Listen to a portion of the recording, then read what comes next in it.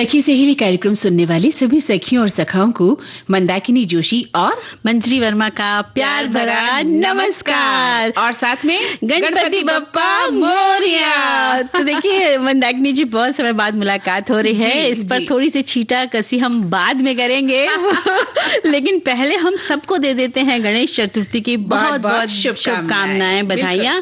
और देखिए गणपति बप्पा मोरिया, मोरिया रे बप्पा मोरिया की गूंज पूरे सब जगहों, सब घरों में हो रही है, सब बाहर भी हो रही है। पंडाल बड़े बड़े सज गए हैं, वहां पर भी हो रही है।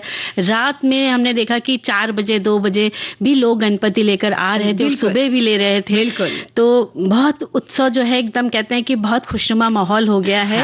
और देश भर में गणेश उत्सव जो है बहुत धूमधाम से मनाया जाता है। खासकर महाराष्ट्र और गुजरात में इस त्योहार की रौनक देखने लायक होती है। लेकिन ऐसा नहीं है, अभी तो सब जगहों पर इसकी रौनक बढ़ चढ़कर होती है। गणेश चतुर्थी का पर्व भगवान गणेश के जन्मोत्सव के रूप में हर साल बड़े ही उत्साह और धूमधाम के साथ मनाया जाता है। इस पर्व पर भक्त रिद्धि सिद्धि के दाता भगवान गणेश की पूजा करते हैं। घरों, मंदिरों और पंडालों में 10 दिनों तक गणपति की स्थापना कर श्रद्धा भाव से पूजा अर्चना की जाती है। इस दौरान चारों ओर, जैसे हमने कहा है ना, कि गणपति बप्पा मोरिया की गूंज सुनाई देती है। बिल्कुल। और लगभग कई घरों में जो है गणपति विराजमान भी है। लोग लेकर आ रहे हैं, कोई 1.25 दिन के लिए, कोई 3 दिन के लिए, कोई 5 दिन के लिए, 7, 9, 11 है ना। इस तरह से लोग गणपति को अपने घर में विराजमान करते हैं। तो बच्चों से लेकर बड़ों का उत्साह जो है देखते ही बनता है। और हमारी बहनें, हमारे जितने भी सखा हैं, बड़ी श्रद्धा से इसकी तैयारी कर रहे हैं। अबीर गुलाल पूजा की थाली और ढोल नगाड़ों के साथ नाचते गाते जो प्रथम पूज्य देव गणपति बप्पा का हम सभी स्वागत भी कर रहे हैं। तो आज क्या है, सबके घरों में गणपति बप्पा की पूजा है, बड़ी धूमधाम से हो रही है।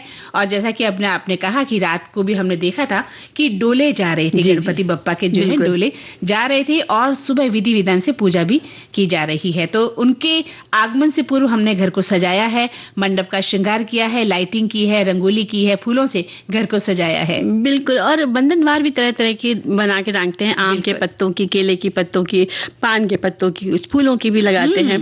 और भगवान का प्रसाद जो है, प्रिय मोदक, लड्डू भी घर घर बनाए जाते हैं। भजन कीर्तन पूरी श्रद्धा और भक्ति भाव से सभी करते हैं। और दोस्तों परिवार के साथ घरों में दर्शनों के लिए भी जाते हैं। आज भी बहुत सारे घरों में दर्शनों को जाना है, कल भी जाना है। बिल्कुल। तो बाकायदा बुलावा आया है कि हमारे घर विराजमान हुए गणपति, आप आइएगा। बिल्कुल।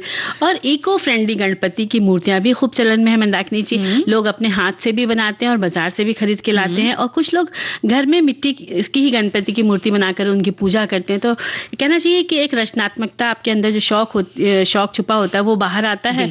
तो इस तरह से आप करिए और बच्चों को भी ये चीज करानी चाहिए, है ना। हाँ, स्कूल्स में भी जो है बच्चों को सिखाया जा रहा है कि गणपति बप्पा की प्रतिमा बनाइए। स्कूल में भी बनाया जा रहा है, जिसे हम कहते हैं ना फाइन आर्ट, बच्चों को सिखाई जाती है। कि जैसे भी रक्षाबंधन आई थी तो किस तरह से रक्षा सूत्र बनाने हैं, है ना। जन्माष्टमी आई थी तो कृष्ण भगवान की मूर्तियां बनवाई गई थी। खुद बच्चे भी सज के गए थे। बच्चे सज के गए थे, कोई राधा, कोई कृष्णा बन के गए थे। और अब गणपति जी की मूर्तियां और उनके लिए मोदक कैसे बनाने हैं, इस तरह की कक्षाएं स्कूलों में भी लगाई गई। बिल्कुल, है ना। और इसलिए हल्दी और कुछ गणपति जो है घर में बनाए जाते हैं, घर में जो बना लेते हैं, इको फ्रेंडली मूर्ति कहते हैं। तो उसके लिए हल्दी से भी मूर्ति बनाई जाती है। हल्दी का पिसा हुआ पाउडर भी लेते हैं और उसमें आटा मिला करके पानी की मदद से गूंथ लेते हैं और इससे भी आप मूर्ति बना सकते हैं। कहना चाहिए आपके घर में भी साधन उपलब्ध है, आप बना सकते हैं। और गणपति बप्पा की इको फ्रेंडली मूर्ति बनाने के लिए मैदे का या आटे का भी इस्तेमाल कर सकते हैं। बिल्कुल, आप चाहें जैसे बना सकते हैं। तो बनाने वाले की कल्पना पर निर्भर करता है कि वो किस तरह से अपने गणपति बप्पा को शक्ल देना चाहते हैं। मूर्ति बनाने के बाद आप हल्दी और चुकंदर की मदद से इसको रंग सकते हैं, या जो कलर्स आते हैं, पेंट आते हैं, बच्चे तो घर घर में रंग भी रहे हैं। बिल्कुल। लेकर गणपति बप्पा को, तो बड़ा खूबसूरत माहौल है। और पके हुए चावल या साबूदाने की मदद से भी बप्पा की मूर्ति बनाई जा सकती है। और फिर इसे ऑर्गेनिक पेंट्स और रंग बिरंगी दालों से डेकोरेट किया जा सकता है। मंदाकिनी जी, हमने देखा कई जगह मेवों से, फलों से भी बनाते हैं, फूलों से भी गणपति बनाते हैं। तो बड़ा कहना चाहिए कि गणपति और कितने सारे रूप है, कभी गणपति को कृष्ण जी के रूप में दिखाया जाता है, कभी शिव जी के रूप में, कभी कार्तिकेय बन गए हैं, कभी बाल गोपाल लड्डू गोपाल बने हुए हैं, तो गणेश जी सब में ढल जाते हैं। गणेश जी सब में ढल जाते हैं और लोग भी आनंद ले रहे हैं। मतलब उनके हर रूप का, जैसे हम कृष्ण के बचपन के हर रूप का आनंद लेते थे ना, कि कृष्णा का कितने रूप हैं, उनको हम बहुत ही प्यार से देखा करते हैं, वही हो रहा है गणपति जी के साथ भी, कि हम उनके हर रूप को आनंद से देख रहे हैं, प्यार से देख रहे हैं। और आपको पता है गोबर की मूर्ति भी बनाई जा रही है। हाँ, वो तो कहते हैं कि बहुत शुद्ध, बहुत ही मतलब इस तरह का भी एक कल्पना में रखा जा रहा है। और कोई 1.5 दिन, जैसा मैंने कहा, 5 दिन 7 दिन 11 दिनों तक बप्पा को घर में रखते हैं। और हम तो बप्पा को हमेशा दिल में रखते हैं। बिल्कुल, और दिल के साथ साथ हम उनको अपने गानों में भी बसा के रखते हैं, है ना। देखिए, बप्पा कभी भी कहीं भी अलग नहीं हो पाते हैं। वो फिल्मी दुनिया में भी उसी तरह विराजमान है, वहाँ के संगीतकारों की लेखनी में, गीतकारों की लेखनी में। देखा जाए प्रथम पूज्य गुरु हैं, देव हैं, तो उनकी आराधना हम भी कर लेते हैं इस गीत के द्वारा। जी।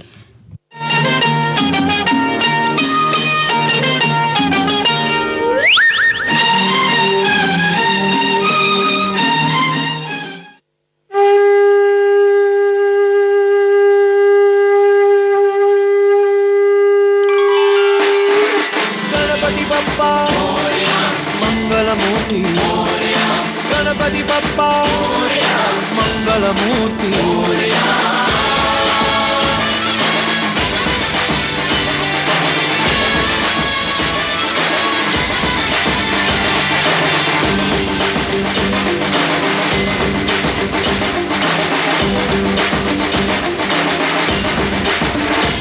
ढोल बजने दे सारे नगारे, आज गणपति स्वामी पधारे। देवा तू विधाता, तू ही दाता मोरया, तू ही विघ्नहर्ता, सुख करता मोरया। देवा भालचंद्रा मोरया।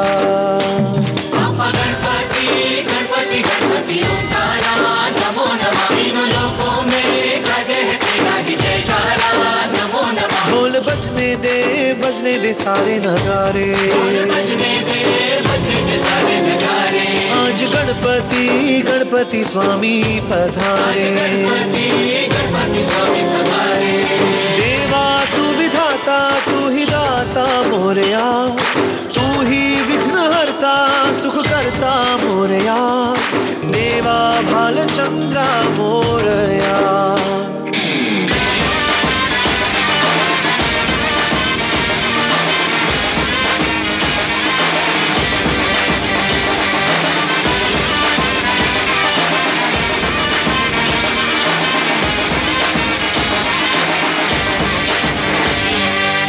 रिद्धि सिद्धि दाता गणनायका, तू एक त्राता देवा सुखदायका।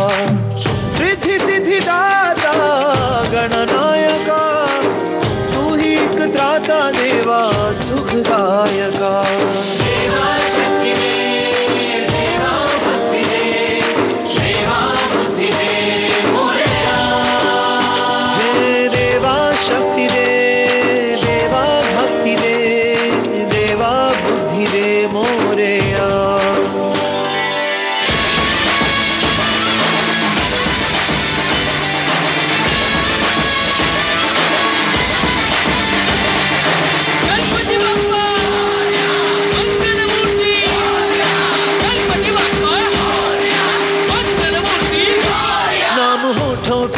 होठों पे तेरा ही आए, शीश कदमों पे हम हैं झुकाए।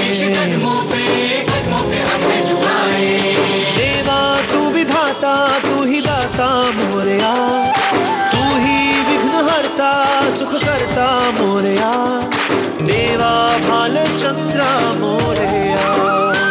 बप्पा गणपति ओंकारा, नमो नमः। तीनों लोकों में गाजे है तेरा ही जयकारा, नमो नमः।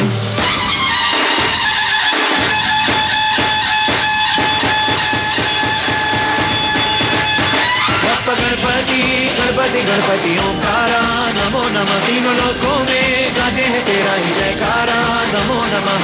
गणपति बप्पा मोरया, मंगल मूर्ति मोरया, गणपति बप्पा मोरया, मंगल मूर्ति मोरया।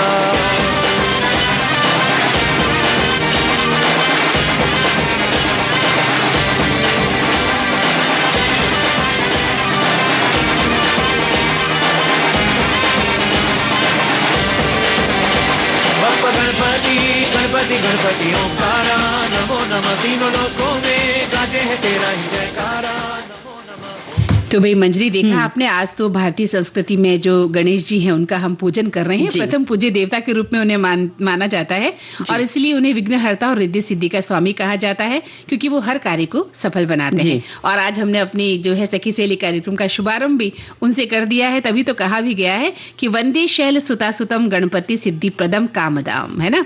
दैनिक जीवन के प्रत्येक शुभ अवसर पर गणेश जी का शुभ स्मरण प्रत्येक भारतीय के मन में आता ही है। बिल्कुल।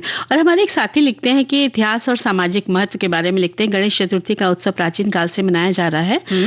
मराठा राजा शिवाजी ने इसे राज्य स्तर पर महत्व दिया। आगे चलकर स्वतंत्रता संग्राम के समय लोकमान्य तिलक ने इस पर्व को निजी आयोजन से बड़े स्तर के आयोजन का रूप दिया। उन्होंने इसे समाज के अलग अलग वर्गों को एकजुट करने का माध्यम बनाया। हाँ, वही एक श्रोता लिख रहे हैं कि आज तो भाई सखी सहेली मंच संभाल रही है दोनों बहनें, मंदाकिनी जी और मंजरी जी, और सभी मित्रों के साथ विविध भारतीय परिवार को गणेश चतुर्थी की हार्दिक बधाई, शुभकामनाएं। गणपति बप्पा की कृपा दृष्टि आप सभी के साथ सदा बनी रहे, यही कामना करते हैं। और फिर से उन्होंने कहा है, बोलिए जय गणपति बप्पा मोरया। और हमारे और साथी लिखते हैं कि शास्त्रों में गणेश चतुर्थी का विशिष्ट महत्व है।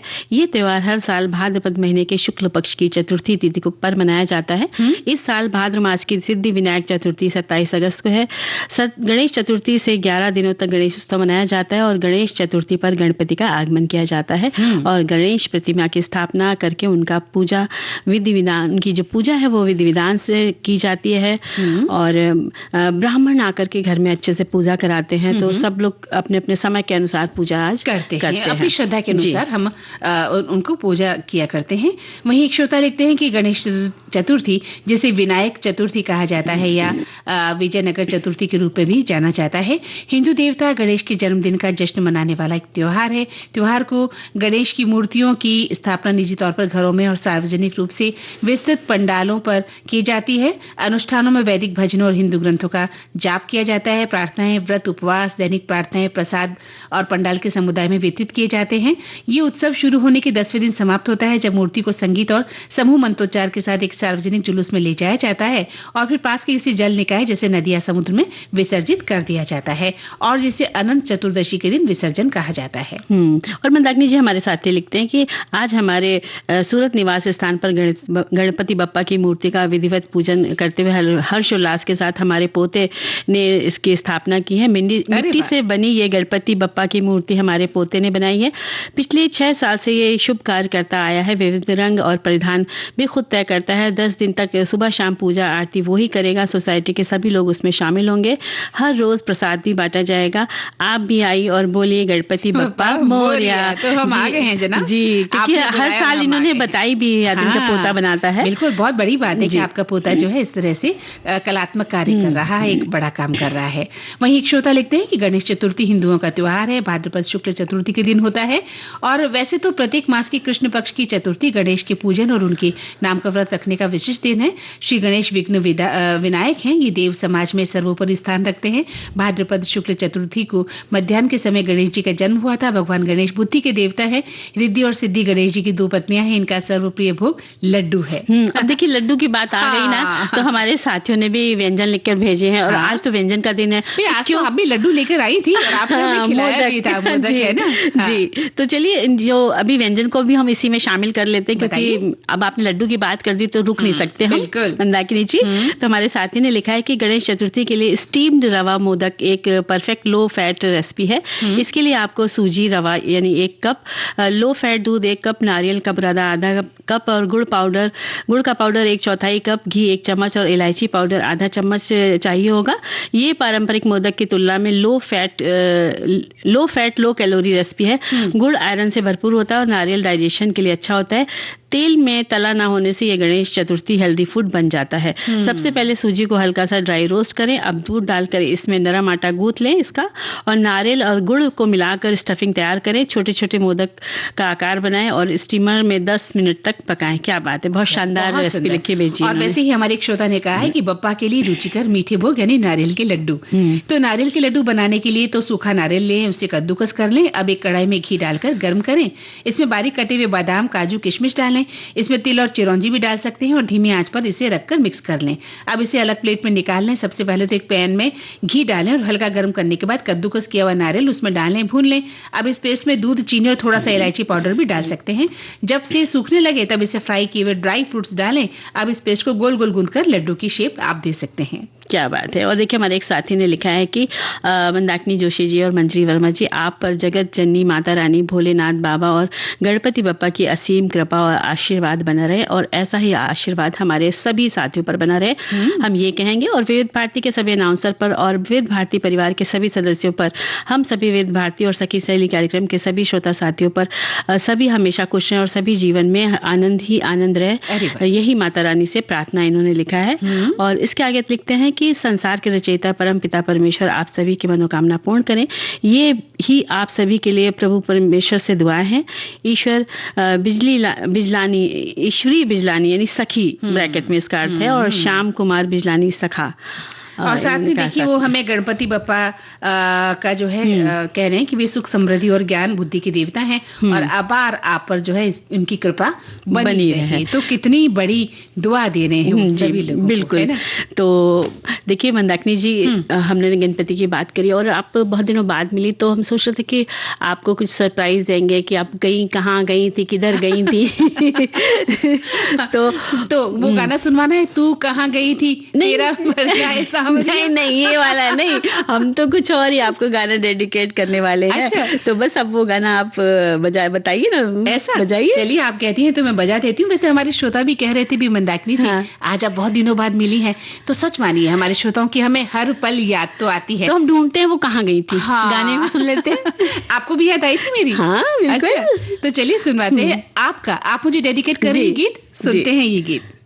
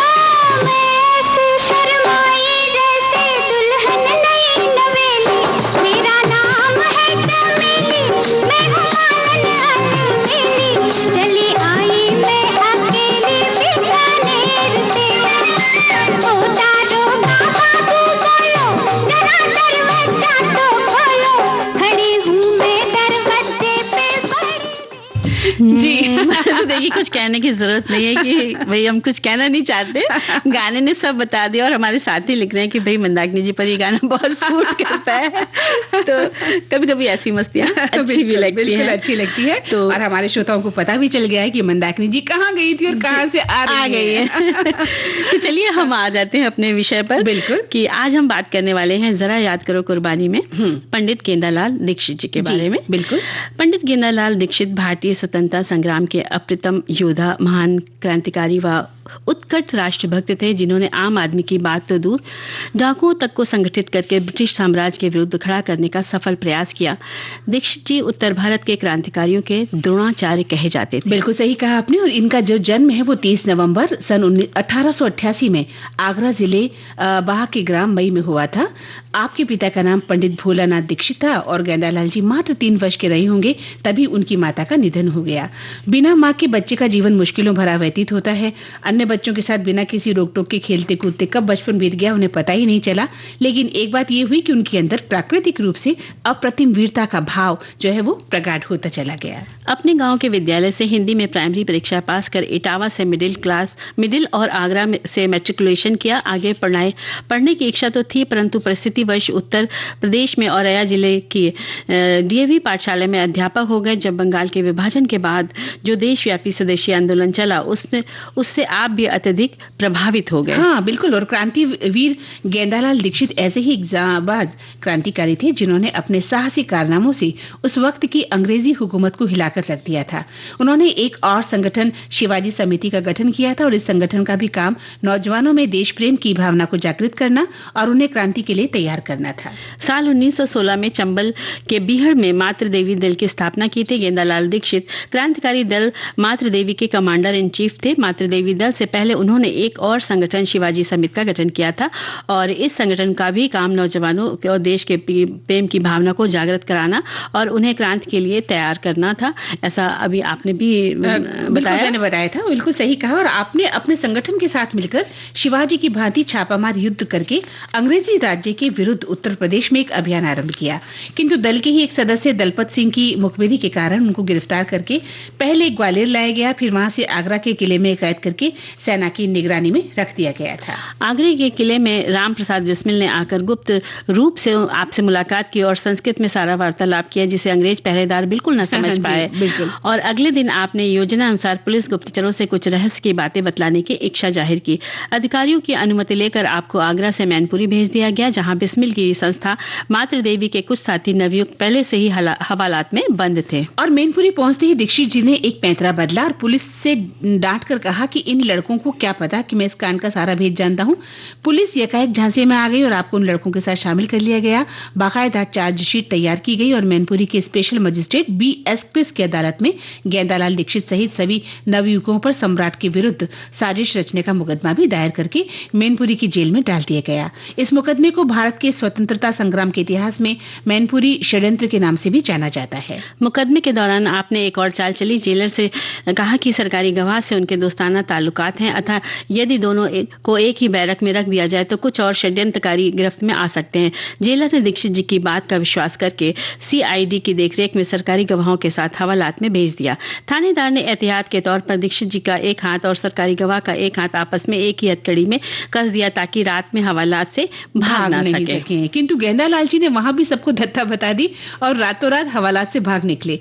केवल इतना ही नहीं, अपने साथ लॉकअप में बंद उस सरकारी गवाह उन्होंने रामनारायण को भी उड़ा लिया और जिनका हाथ उनके हाथ के साथ हथकड़ी में कसकर जकड़ दिया गया था। ठगे से सारे अधिकारी, CID और पुलिस वाले उनकी इस हरकत को देखते रह गए और हाथ मलते रह गए। जी, और उन्होंने बिना विश्राम के लगातार कार्य किया, जिसके कारण वे रोगग्रस्त होते चले गए और माली हालत ठीक नहीं थी, इलाज की सुविधा नहीं हो पाई थी। अंततः साहसी क्रांतिवीर 21 दिसंबर 1920 को अंतिम सांस ली और स्वतंत्रता की जंग में उन्होंने अपना योगदान दिया, जिसके कारण आज भी उनकी गाथा दोहराई जा रही है। बिल्कुल।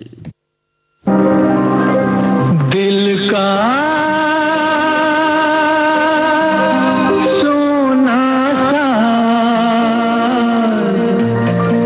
तराना ढूंढेगा, दिल का सोना सा तराना ढूंढेगा, तीर निगाहे नाज निशाना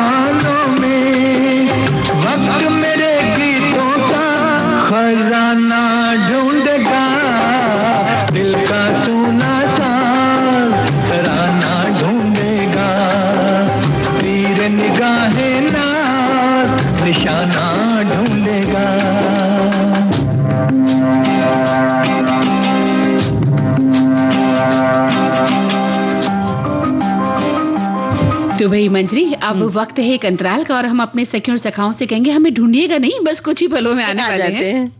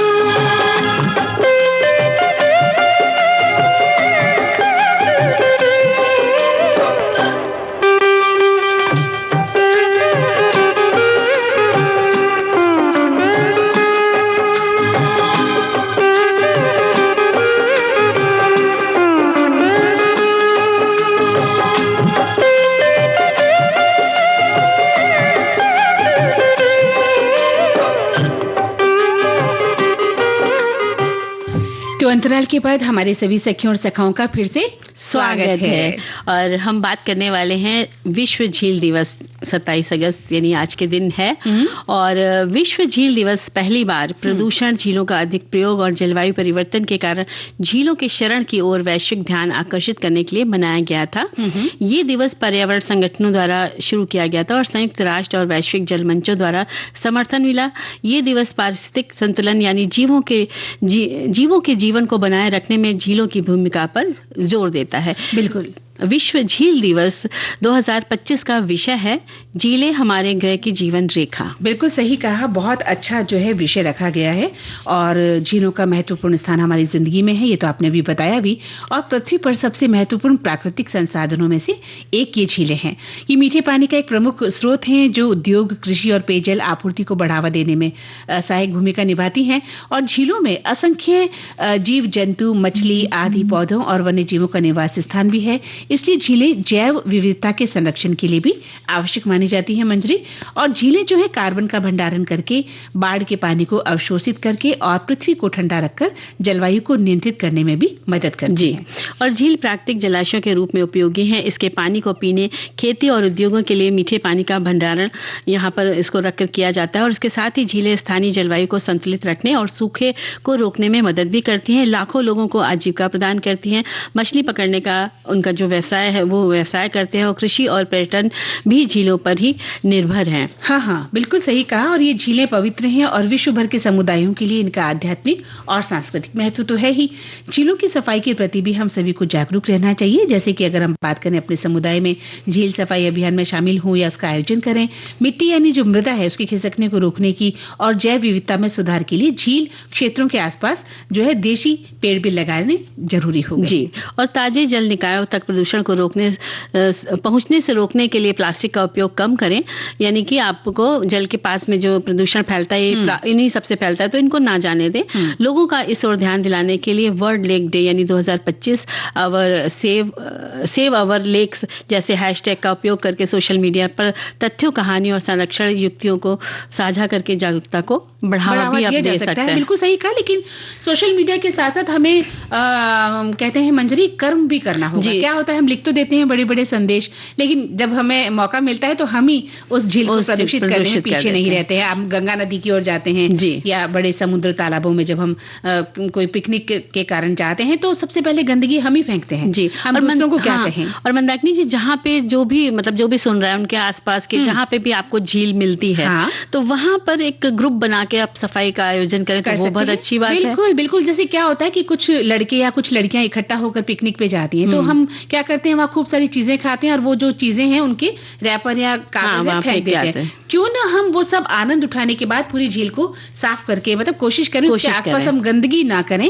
और झील अभियान में जो स्वच्छता अभियान चलता है उसमें शामिल होकर अपनी भूमिका निभा सकते हैं। मैं आपको एक बात छोटी सी बताना चाहती हूँ मंजरी। हम जहाँ पहले रहते थे वहाँ हम दिवाली के दिन पटाखे छोड़ते थे। जब पूरी गंदगी हो जाती थी पटाखों की टुकड़े टुकड़े, तो रात को 1 बजे सब अपने अपने घर से झाड़ू लाकर पूरी सड़क पर झाड़ू लगाकर उस कचरे को इकट्ठा कर माचिस की तिली लगाकर उसको पूरा खराब करके, मतलब खत्म करके ही दम लेते हाँ, वो चीज बहुत अच्छी लगती है त्योहारों पे। हाँ, जो एक संतुलन बनाए रखना है पर्यावरण का, वो हमारे ही हाथों में। बिल्कुल। और जब असंतुलन होता है तो हम देख ही रहे हैं कि कितना विपरीत असर पड़ता है। प्रकृति जो है फिर उग्र हो जाती है, अपने तरह से वो फिर में आ जाती है और दैव रूप में जो है नुकसान होता है। और हमारे देखिए साथी भी संदेश में लिख रहे हैं कि विश्व झील दिवस, भाई वाह, झीलों का भी वैश्विक दिवस है तो वह उनके संरक्षण और संवर्धन से ही संबंधित होगा, अन्यथा ग्लोबल वार्मिंग के चलते तो नदी, तालाब, सरोवर, पहाड़ तक सूखे नजर आते हैं। और इसके साथ ही एक लिखते हैं कि भाई हम तो झीलों की नगरी भोपाल के ही हैं, ये छोटी बड़ी झीलों से घिरा हुआ शहर है, प्राकृतिक से भरपूर चारों तरफ हरियाली के बीच झील शहर को बहुत ही खूबसूरत बनाती है। साथ में बोटिंग का मजा भी लीजिए। भोपाल कई घाटियों पर बसा हुआ है। इस शहर की कुछ जगह तो ऐसी हैं जो पूरी तरह से हरियाली और झील के आसपास हैं, जो किसी हिल स्टेशन से कम नहीं दिखती। वाकई बहुत ही खूबसूरत, बहुत अच्छी बात। और हमारे एक श्रोता ने देखिए उत्तराखंड की बात की है और नैनी झील के बारे में बात की है कि मैं अपनी शादी के 5वीं वर्षगांठ पर नैनीताल झील घूमने गया था, जहां नाव की सैर का भरपूर आनंद लिया था। नैनीताल झील की खूबसूरती, उसके आसपास की हरे भरे पहाड़ और झील का साफ पानी, ऐसा लगता है कि सूर्य की रोशनी में सातों पहाड़ की प्रतिबिंब समाई हुई है। और रात में झील के पास बल्बों और रोशनी से रात का जो समा है वो बहुत ही खूबसूरत हो जाता है। क्या बात है, कितनी सारी यादें आ जाती है ना। जब जैसे अब झील की बात करी तो सबके दिमाग में चलने लगी होंगी बहुत सारी यादें हैं ना, तो कि वो कहाँ गए थे, क्या क्या देखा, किनारे क्या किया गया था। और बहुत ही खूबसूरत झील का नजारा होता है, बशर्ते कि हम उसे साफ सुथरा रखें। और हमारे साथी लिखते हैं कि विश्व झील दिवस बड़ा अच्छा है विषय है। झील मतलब एक छोटा सा कुंड होता है जिसके आसपास शहर बसा होता है। हमारे यहाँ भी एक झील है जिसे अना सागर कहते हैं। बहरहाल इस झील निर्माण अड़ोराज जो पृथ्वीराज चौहान के पितामह थे उन्होंने बनाया था। शौर्य सर्व पूजते राष्ट्र में जयते। मैम, ये हमारी आज की थीम है। हमारे शहर की झील अना सागर का जल काफी लबालब है। वैसे उदयपुर में एक पिछौला झील भी है। इन झीलों के बारे में बताने लगा तो वक्त कम पड़ जाएगा। वैसे आपने बहुत अच्छी बात साझा करी है। नहीं, बिल्कुल सही कहा कि उदयपुर में बहुत ही खूबसूरत झीलें हैं और बहुत ही सुंदर नगरी है। उदयपुर तो झीलों का शहर है, झीलों की नगरी है। लेकिन सबसे बड़ी वही बात कि हम उसे कितना साफ सुथरा रखते हैं, ये बहुत जरूरी है। क्योंकि हमारे यहाँ जो पर्यावरण है या प्राकृतिक संसाधन है बहुत ही खूबसूरत है, लेकिन हम उन्हें हरा भरा रखने में अपनी भूमिका कितना निभाते हैं ये हम पर निर्भर करता है। और साथ में देखिए एक सावधानी भी हमें रखनी। जब हम इन सब जगहों पे घूमने जाते हैं, जैसे झील में नौका विहार आप करने लग गए हैं, तो फोटोग्राफी करने के चक्कर में आप डिसबैलेंस कर देंगे बोट को। ये सब चीजें भी ध्यान जरूरी है। हम एक लेते हैं कि हमें एक फोटो खींचनी है ना, तो हम पता चलता है कि डूब जाते हैं। ज्यादा वो सीन को एक्यूरेट देने के चक्कर में इतना भी नहीं करें, वो भी नहीं करें। शौकिया फोटो लेना चाहिए, याद के लिए हम एक खूबसूरत फोटो ले सकते हैं, लेकिन अगर आप अकेले हैं तो और भी ध्यान रखिए। कभी भी ऐसी कोई फोटो नहीं लीजिए जो आपकी जिंदगी को बर्बाद कर दे। आपकी जान, सुरक्षा बहुत जरूरी है जान की, तो जान को खतरा नहीं होना चाहिए। अब देखिए मंजरी, हम बात इतनी कर रहे हैं, हमारे गीतकारों ने भी झील को लेकर बहुत कुछ लिखा है। तेरी झील सी गहरी आंखों में एक सुंदर सपना देखा हमने, क्या देखा, झील के उस पार चल चले दिल चले चल, है ना, तो झील के उस पार। और ऐसे ही गाना बहुत ही प्यारा है कश्मीर की कली का, है ना, ये चांद सा रोशन चेहरा, जुल्फों का रंग सुनहरा, ये झील सी नीली आंखें। तो मुझे भी अनायस आपकी आंखें ना झील सी नीली। क्या बात है, मेरे शब्द आपने क्यों छीन लिए? क्योंकि ये तो मैं आपको बोलने वाली थी। तो चलिए, दोनों ने एक दूसरे को बोला, लेकिन हम लोग गीत की ओर बढ़ लेते हैं।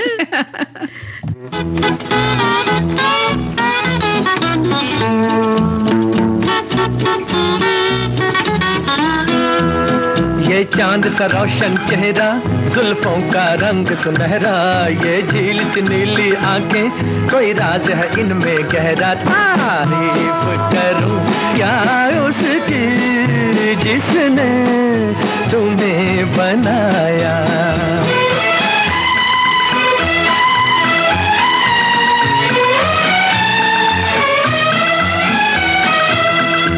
एक चीज कयामत भी है, लोगों से सुना करते थे, तुम्हें देख के मैंने माना, वो ठीक कहा करते थे, वो ठीक कहा करते थे। है चाल में तेरी जालिम कुछ ऐसी बला का जादू, 100 बार संभाला दिल को पर हो के रहा बेकाबू। तारीफ करूं क्या उसकी जिसने तुम्हें बनाया।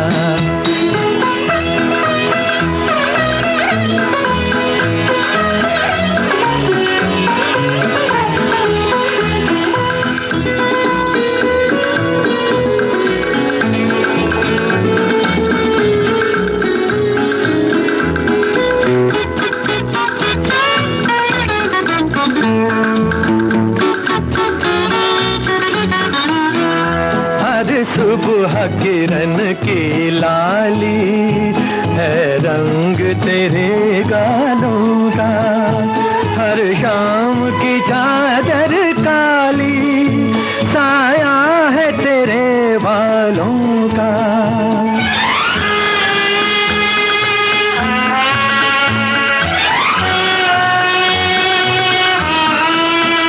हर सुबह किरण की लाली है रंग तेरे गालों का, हर शाम की चादर काली साया है तेरे बालों का, साया है तेरे बालों का।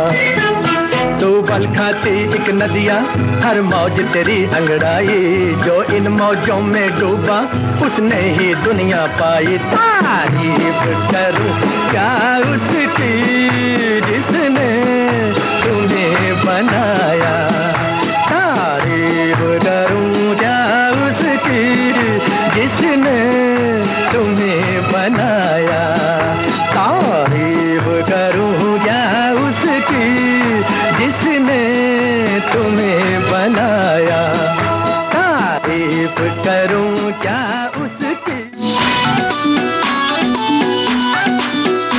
बॉम्बे टॉकीज विविध भारती पर बॉम्बे टॉकीज में आ रहे हैं फिल्म, रंगमंच और ओटीटी से जुड़े शानदार अभिनेता डॉक्टर गोविंद पांडे।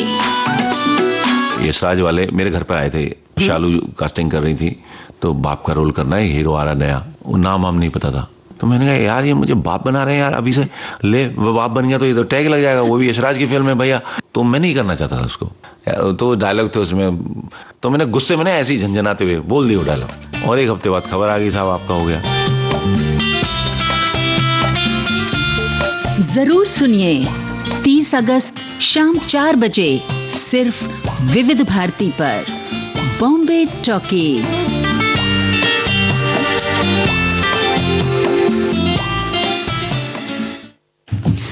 तो मंदाकिनी जी, मैके के कोने कोने से जुड़ी यादें, यानी इतनी सारी यादें जुड़ जाती जब भी मैका शब्द, यानी माँ का घर जिसे कहते हैं, वहाँ की हम बात करते हैं। तो देखिए ना कि पहले तो यही होता है कि मैं तो भूल चली बाबुल का देश, पिया का घर प्यारा लगे। पिया के घर को तो मन से ही अपनाया होता है, क्योंकि सच्चाई यही है कि शादी के बाद ससुराल ही घर हो जाता है।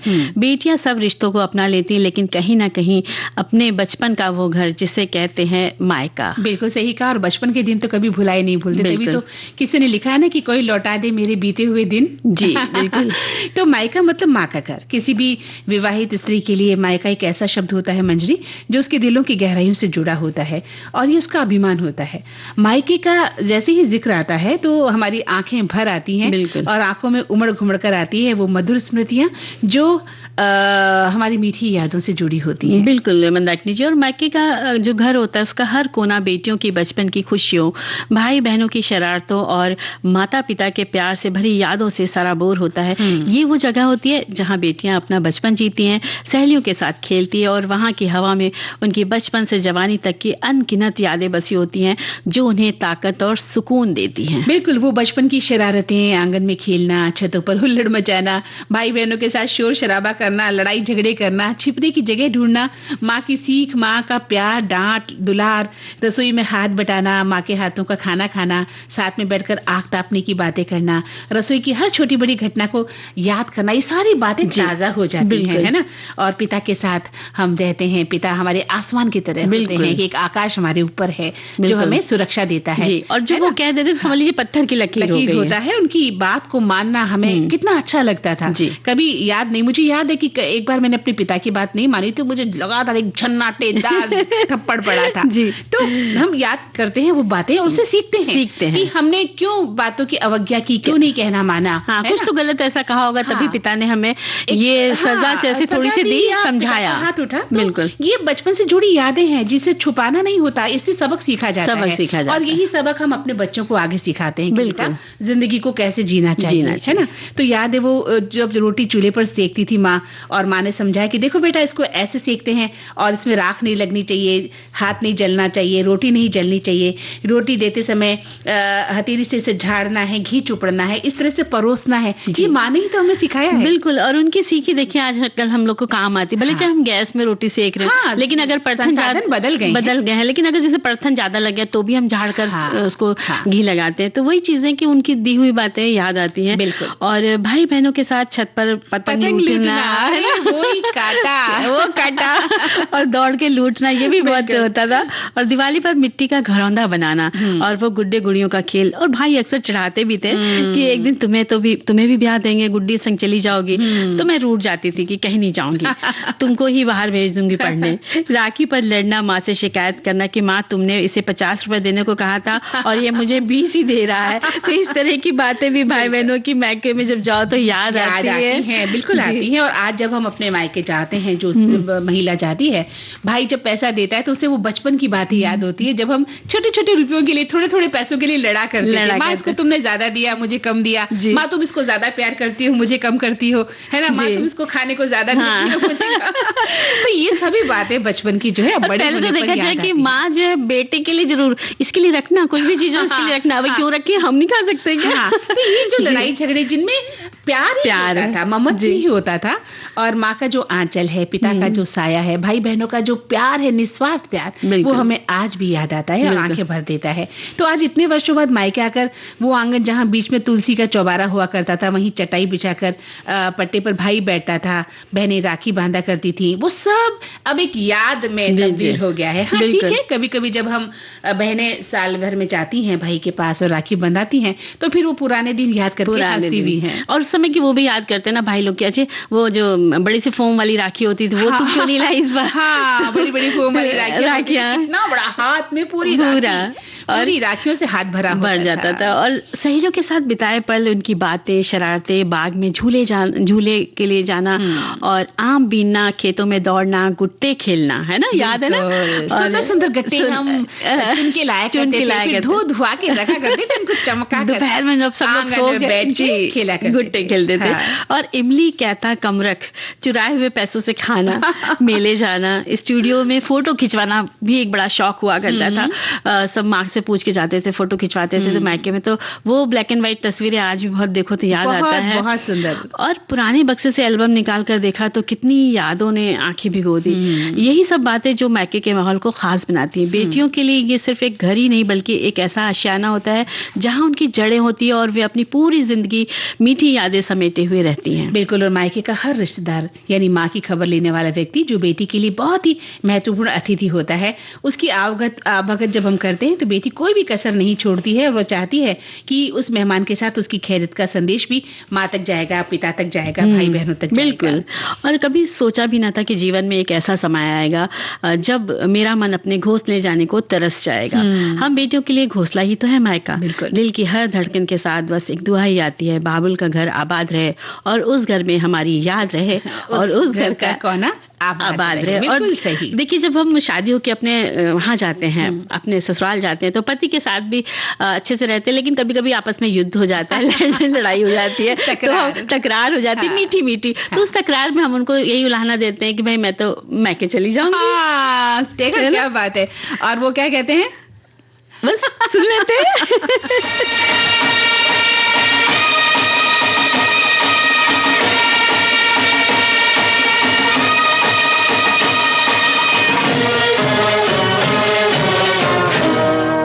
झूठ बोले कौवा काटे, काले कौवे से डरियो, मैं मायके चली जाऊंगी तुम देखते रहियो, मैं मायके चली जाऊंगी तुम देखते रहियो।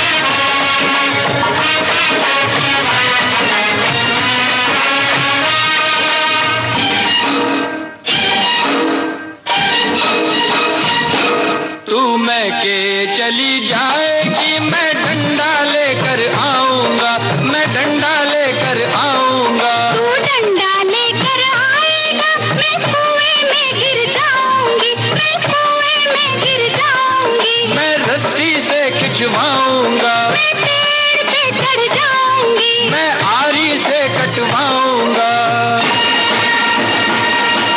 प्यार करे यारी चलवाए, ऐसे आशिक से डरियो।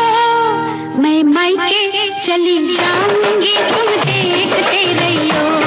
मैं मायके चली जाऊंगी, तुम देखते रहियो। अरे झूठ बोले कौवा काटे, काले कौवे से डरियो।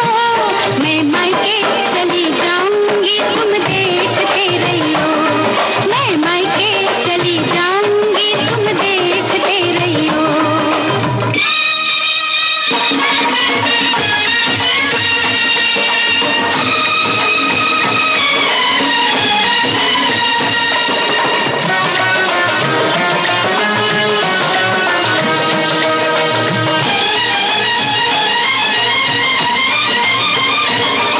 तू मैके चली जाएगी, मैं दूजा ब्याह रचाऊंगा, मैं दूजा ब्याह रचाऊंगा। तू दूजा ब्याह रचाएगा, हाय मेरी सौतन लाएगा। मैं मायके नहीं जाऊंगी, मैं मायके नहीं जाऊंगी, मैं मायके नहीं जाऊंगी, रे मायके नहीं जाऊंगी। अरे तेरे सदके जाऊंगी, रे मायके नहीं जाऊंगी। मैं सातों वचन निभाऊंगी, अरे मायके नहीं जाऊंगी, मैं मायके नहीं जाऊंगी, मैं मायके नहीं जाऊंगी। झूठ बोले कौवा काटे, काले कौवे से डरियो। मैं तेरी सौतन लाऊंगा, तुम देखती रहियो।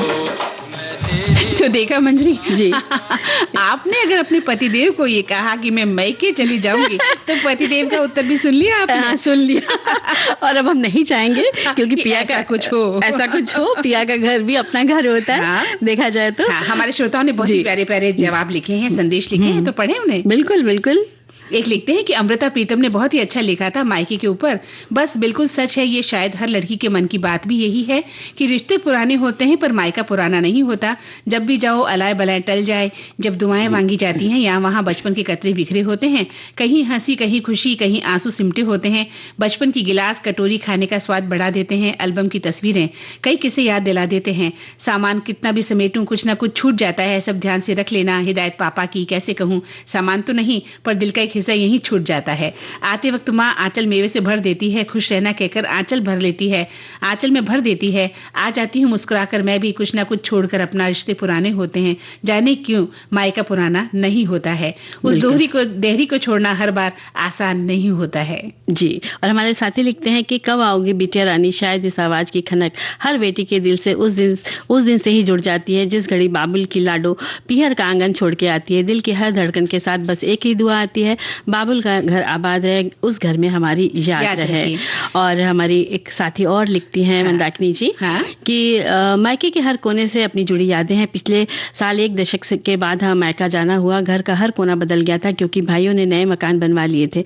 संयुक्त परिवार वाला घर भी बदल गया था, ना वहाँ गलियां थी और ना ही वे पेड़ के नीचे वाला चबूतरा। अलबत्ता आंगन वही था, तुलसी का चौबारा, कुछ हरी सब्जियों के लतर, अमरूद का पेड़ और मिट्टी का चूल्हा। पर खाना तो गैस की चूल्हा पर बन रहा था। फिर हम सभी के इसरार पर भाभी ने आंगन में ही लकड़ी के चूल्हे पर खाना बनाया और हम सभी ने वहीं आंगन में नीचे बैठकर रात को खाना खाया। आंगन के कोने में एक दलान वाला घर हुआ करता था जिसमें एक छोटी सी खिड़की रहती थी जिस पर चढ़कर गली के दूसरे मुहाने पर देखने में बड़ा मजा आता था। कुछ भी नहीं था फिर भी वहां उस आंगन में उस दरो दीवार के बीच बैठकर बहुत अच्छा लगा। सुबह भाई हमें अपने खेत खलियान की तरफ ले गए और लहलाते खेत, अपनी पुराने पेड़, बहुत ही अच्छा लगा। कुछ पेड़ नहीं थे पर पता चला कि बहुत पुराने हो गए थे। बहुत सुंदर सी याद है। एक श्रोता लिखते हैं कि माँ बेटी का रिश्ता बहुत गहरा होता है। माँ से बेटी का लगाव होना स्वाभाविक है क्योंकि माँ ही वो औरत होती है जो अपने बच्चों को बखूबी समझती है। यही कारण है कि बेटी की विदाई के बाद माँ भले ही माँ उसे पराए घर भेज देती है पर माँ के लिए वो कभी पराई नहीं होती है। और इसी तरह लिखते हैं कि जी, गीत सुन लेते हैं। एक संदेश आप पढ़ी। हाँ, ये लिखते हैं कि मायका मतलब माँ का घर। किसी भी विवाहित नारी के लिए मायका एक ऐसा शब्द है जो उसके दिलों की गहराइयों से जुड़ा है। ये उसका अभिमान है। मायके का जिक्र आते ही उसकी आंखें भर जाती हैं और आंखों में उमड़ घुमड़ आती वो मधुर स्मृतियां जो उसे मायके की मीठी यादों से जोड़ देती हैं। बिल्कुल, हमारे सखियों और सखाओं ने, खासतौर से सखियों ने मायके से जुड़ी बहुत सारी यादें साझा की है। समय थोड़ा कम है, इसलिए हम सभी को शामिल नहीं कर पा रहे। आप सभी को हम शुक्रिया अदा करते हैं कि आपने मायके की यादों को हमारे साथ साझा किया। लेकिन हाँ, मायके से आने के बाद मंजरी, जब हम पिया के घर आते हैं तो पिया का घर भी तो उतना ही प्यारा लगता है ना। बिल्कुल।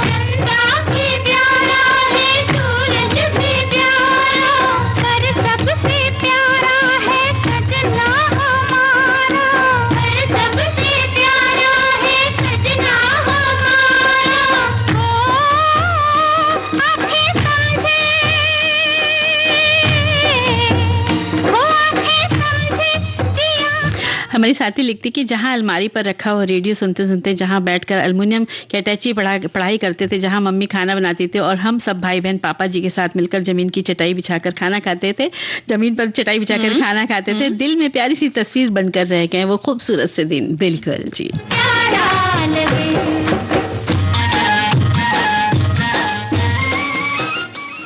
तो मंजरी, अब हमें वक्त इजाजत नहीं दे रहा है कि इस कार्यक्रम को और बढ़ाया जाए, तो कार्यक्रम सखी सहेली से मंदाकिनी जोशी और मंजरी वर्मा को दीजिए इजाजत। नमस्कार।